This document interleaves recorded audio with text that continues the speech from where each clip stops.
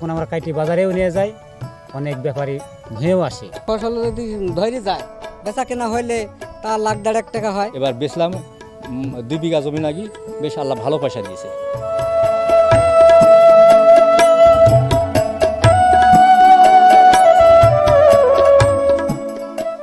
কপিতে, আলুতে, তারপরে লাউ, পাতাকপি, তারপরে কলা, টমেটো, এগুলো আমাদের এখানে এই সবজি ফসলগুলো খুবই ভালো উৎপাদন হয়।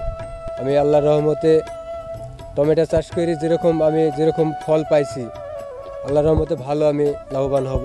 জমিতে এবার আপনার মাটি প্রথমে চাষ দিলাম, চাষ দেওয়ার পরে ওই নাও লাগালাম, নার বীজ নিয়ে আসলাম কিনি, নিয়ে এসে আপনার ওই চাষবাস করে ওই নাম লাগালাম।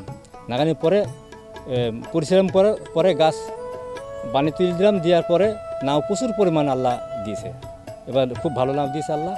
এবার বেচলাম 2 বিঘা জমি নাকি, বেশ আল্লাহ ভালো পয়সা দিয়েছে, 1.5 লাখ মতন আপনার আল্লাহ পয়সা দিয়েছে। তো এতে আমরা খুব লাভবান হয়েছি। এলাকায় সব রকম ফসল হয় আপনার, ওই লাউ, উজ্জি, করলা, শশা, আপনার ওই মরিচ, বেগুন, আলু, সব রকম ফসল আল্লাহ দেয়। আমাদের মাটি খুবই ভালো। রায় শস্য সবই বিনেছি, তো শস্যটা হয়নি, রায়টা কাঠা 15 হয়েছে, ভালোই হয়েছে।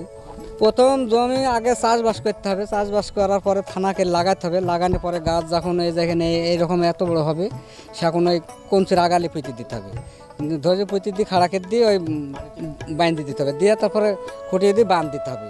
বাঁধ দেওয়ার পরে সব ফুল জালে আসবে, বীজ দিয়ে স্প্রে করে বীজ দিতে হবে, দিয়ে সব ধরলে বেচা কেনা হবে। ফেরাতে বেচা কেনা যদি 30-40 টাকা করে কেজি হয় ভালোই লাভ হয়। বিঘাতে তার 1 লাখ করে আসে। গতবারে তো 1 লাখ 1.5 লাখ টাকাও হয়েছে কারোর, যারে ভালো হয়েছে। কত সার দিই, সেচ দিই, কুবান দিই, নিড়ান দিই। প্রত্যেকদিন সকালবেলায় এসে ওই দেখাশোনা করে দেখি। তারপরে এই কপি যখন হয়ে যাবে, কপি কেটে বাজারে দিয়ে বিক্রি করি, বা কিছু ফড়ি আসলে ওই থেকেও দিই। এই কপি শেষ করার পর চাষ দিই জমি, আবার নাগাবো হচ্ছে শসা, সমাস।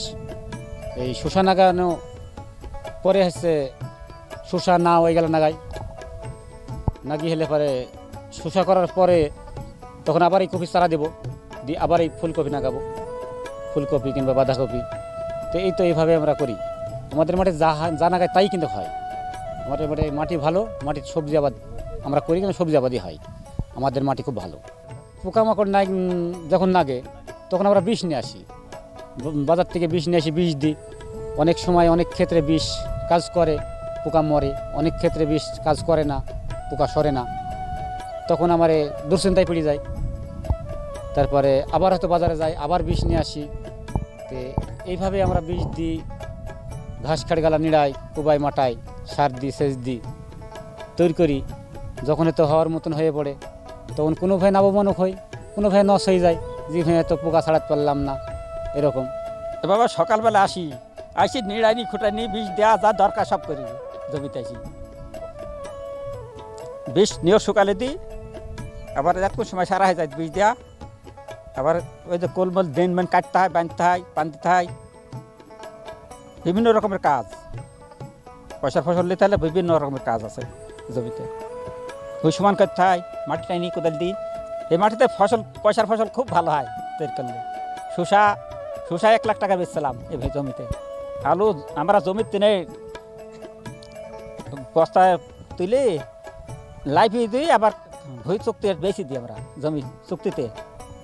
যারা ব্যবসা করে তারা ভুঁই থেকে কিনে নেয়, নি তুললে তার মুন্সিপাল দিই। ওয়া ঠিক থাকে না, যেবার দাম হবে সে দাম বেশি হয়, যেবার কম আলুর দাম সে কম হয়।